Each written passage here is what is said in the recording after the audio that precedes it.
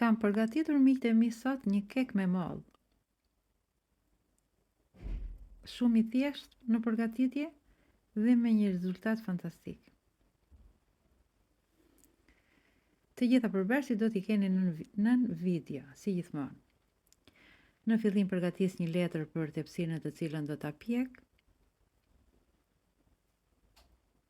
E vëni nan.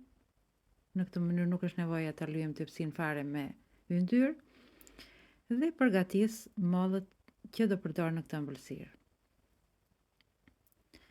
Do t'i vendos 2 kokra të mëdha mollë brenda, të cilat i pastroj mirë, pasi kam larë nuk diskutohet, dhe 3 ose 4, varet nga masia e mollës, të kuqe, të lara shumë mirë dhe nuk i kam hequr lëkurën, sepse dua që të më duket pak bukur, për asnjë arsye tjetër. I vendos pak limon mbasi kam pastruar mollët, mbasi kam prerë. Kjo do më ndihmoj që të mos marrin ngjyrë derisa të përgatiten, sa të përgatitet keku. Mollët për brenda në ëmbëlsirë i pres në copa shumë të vogla, ndërsa përsipër në feta. Vendos në një enë 4 kokra vezë sheqerin e kësaj recete dhe i rraf shumë mirë. Mbasi është dyfishuar masa dhe shkrir komplet sheqeri, shtoj aty një gotë vaj misri, vaj lule dielli, çfarë do lloj vaji doni, ose një gotë margarinë të shkrir, një lugë kanellë se shkon shumë me mollët dhe miellin. Mielli që kam përdorur është miell që fryhet vetë, që ka brenda baking powder, ka edhe vanilje.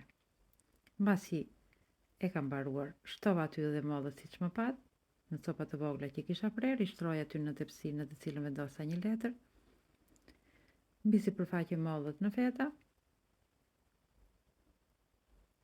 Ndërkohë që jam duke përfunduar, ngro furrin në 180 gradë. Meqense ka shumë mollë brenda, do më tepër kohë, miqet e mia. Do 180 gradë dhe ta ulësh pak pastaj dhe ta lësh gati 1 orë më mori të piqej. Është një ëmbëlsirë e përgatitur brenda pak minutave dhe fantastike, ju garantoj. Nuk e nxitojmë furrin, thashë sepse ka shumë mollë brenda.